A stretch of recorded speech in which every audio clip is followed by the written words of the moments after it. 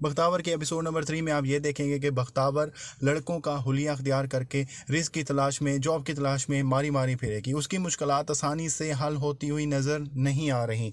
उसकी माँ उसको ये कहेगी कि बेटा तुमने बहुत ही मुश्किल रास्ता चुन लिया है, लेकिन अगर देखा जाए तो बख्तावर के पास कोई भी आसान रास्ता मौजूद नहीं है। बख्तावर की मकान मालकिन के कान में ये बात डाली जाएगी कि इसका पता करवाया जाए इस माँ बेटी का कि कहीं ये लोग भाग के तो नहीं आए, और बख्तावर की मकान मालकिन इस बारे में संजीदगी से गौर करेगी। बख्तावर के मोहल्ले के औबाश और आवारा लड़के बख्तावर के हुलिये की वजह से उसको लड़का समझकर उसकी तरफ दोस्ती का हाथ बढ़ाएंगे, लेकिन बख्तावर यहाँ पे अगर उसकी दोस्ती कबूल करती है तो भी मुश्किल, अगर उनकी दोस्ती कबूल नहीं करती तो भी मुश्किल। और हम आपको ये बताएं कि बख्तावर उनकी दोस्ती कबूल नहीं करेगी।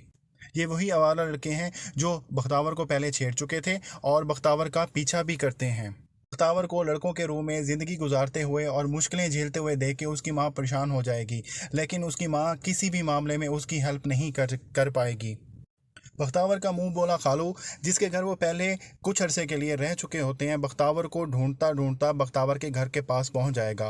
वो बख्तावर को उसके मामू को दे के 2 लाख रुपए उसके मामू से लेना चाह रहा है, लेकिन बख्तावर अपने लड़के के रूप की वजह से उसको चकमा देने में कामयाब हो जाएगी। बख्तावर का मामू अपने तमाम तर वसाइल बरूए कार लाते हुए बख्तावर को ढूंढने की पूरी कोशिश करेगा, लेकिन फिल वक्त वो इस बारे में नाकाम होगा। बख्तावर को मोहल्ले का एक औबाश और एक आवारा लड़का रास्ते में पकड़ने की कोशिश करेगा। बख्तावर किसी न किसी तरह से अपनी जान उसे छुड़ा लेगी। ये सारे इवेंट्स बख्तावर को इस बात पे मजबूर कर देंगे कि बख्तावर एक बदमाश की ज़िंदगी गुजारे और लोहे को लोहे से काटे। बख्तावर की मुश्किलात में इजाफा होता जाएगा और बख्तावर के लिए लड़के के रूम में ज़िंदगी गुजारना मज़ीद मुश्किल होता जाएगा। बख्तावर फिल वक्त अपनी ज़िंदगी के असल मकसद से हट जाएगी। उसकी ज़िंदगी का मकसद था कि अच्छी तालीम हासिल करे और कुछ बन के दिखाए। इसके साथ अब हम स्टार्ट करेंगे बख्तावर की एपिसोड नंबर 2 का मुकम्मल रिव्यू।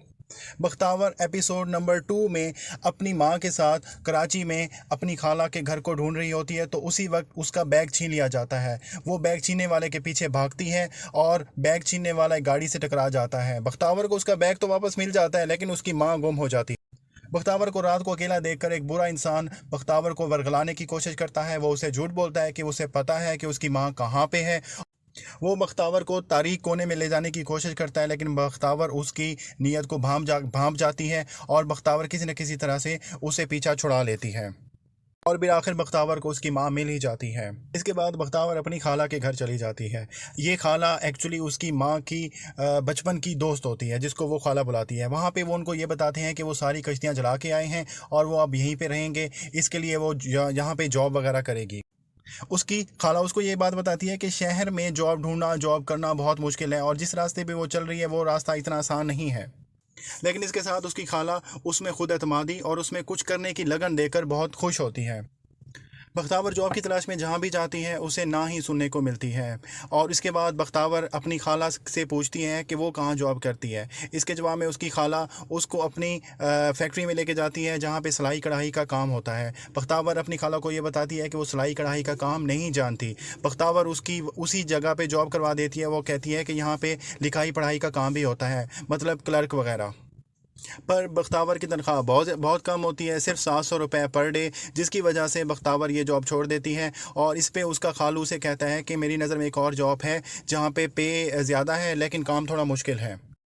बख्तावर बस हॉस्टल्स के इंटरव्यू के लिए जाती है जहाँ पे उसे परवीन की मदद से जॉब मिल जाती है, लेकिन वो ये बात भी नोट करती है कि वहाँ पे काम करने वाला मैनेजर परवीन के साथ कुछ जूम मैनी गुफ्तगू करता है, जिस पे वो परवीन को बताती है कि वो इसको चुप क्यों नहीं करवा देती। तो वो कहती है कि मैं इसको चुप करवा सकती हूँ, लेकिन मेरे सामने मेरी मजबूरियाँ आ जाती हैं, क्योंकि वो अपने ख़ानदान की वाहिद कफ़ील होती है। इसके बाद बख्तावर बस हॉस्टेस की जॉब स्टार्ट कर देती है और उसकी ये जॉब बहुत मुश्किल होती है। अपनी जॉब के दौरान उसे काफ़ी सफ़र करना पड़ता है। ये उर्दू वाला सफ़र भी होता है और इंग्लिश वाला सफ़र भी होता है, लेकिन उन सब परेशानियों के बावजूद भी अपनी जॉब बहुत ही बहादुरी से सरअंजाम देती है। इतनी मुश्किल जॉब के साथ पैसा कमाने के बाद वो एक दिन घर वापस आती है तो वो देखती है कि उसकी माँ को चाय पे और ताने दिए जा रहे होते हैं। तो वो अपने 1 महीने की एडवांस तनख्वाह अपनी खाला को दे देती है। एक दिन जॉब के दौरान उससे एक लड़के के ऊपर पानी गिर जाता है, जिस पे लड़का बहुत ज़्यादा गुस्सा हो जाता है। वो बहुत ज़्यादा बदतमीज़ी करने लग जाता है। वो उसे कहता है कि पानी वो खुद साफ़ करे।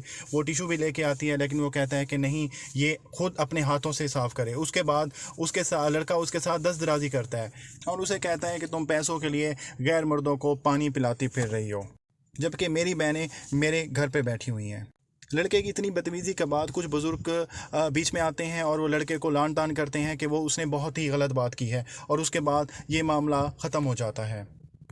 बख्तावर की दोस्त परवीन उसको ये बताती है कि उसके मैनेजर ने उसके यहाँ रिश्ता भिजवाया है और उसने ना बोल दिया क्योंकि उसका मैनेजर ऑलरेडी शादीशुदा है और उसके 5 बच्चे भी हैं। और उसे ये भी बताती है कि वो अपने मामू के बेटे से शादी करना चाहती है और उसके मामू के बेटे की अब जॉब भी लग गई है और वो जल्द उसके यहाँ रिश्ता भेजेगा और वो जल्द शादी के बंधन में बंध जाएंगे। लेकिन उसका ये ख्वाब ही रह जाता है, क्योंकि उसके बाद मैनेजर वहाँ आ जाता है और मैनेजर उसके साथ बहुत गुस्से में लड़ाई करता है और तैश में आकर उसको गोली मार देता है। बख्तावर उसकी लाश को देखकर बहुत ज़्यादा सख्ते में आ जाती है और उसकी समझ में नहीं आता कि वो अब क्या करे। दूसरे दिन वो अपने खालू को ये बताती है कि वो अब ये जॉब नहीं करने वाली। इस पे उसके खालू और स्पेशली उसकी खाला बहुत ज़्यादा नाराज़ होते हैं। बख्तावर के जाने के बाद उसकी खाला उसके खालू को कहती है कि इसके तेवर ठीक नहीं है, इसका दिमाग आसमान पे चढ़ा हुआ है और ये कोई जॉब नहीं करने वाली। जिस पे उसके खालू उसको बताते हैं इसके मामा इसको ढूंढ रहे हैं और हम इसका पता बता के उससे 40 से 50 हज़ार ले सकते हैं। जिस पे उसकी खाला कहती है कि 40-50 हज़ार नहीं, हमने तकरीबन 2 लाख रुपए लेने हैं।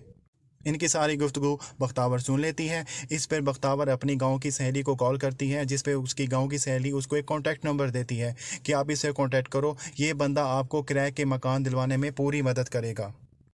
बख्तावर और उसकी माँ दूसरे दिन ही घर छोड़ देते हैं और उसकी सहेली के बताए हुए पते पर जाते हैं। जहाँ पर वो जाते हैं तो उन्हें पता चलता है कि वो सिर्फ़ और सिर्फ फैमिली को ही घर देंगे। वो अकेले माँ बेटी को घर देने में हिचकिचाहट का मुजाहरा करते हैं। जिस पे बख्तावर उनसे झूठ बोलती है कि मेरा एक भाई भी है जो कि शहर से बाहर गया हुआ है और वो जल्द वापस आ जाएगा।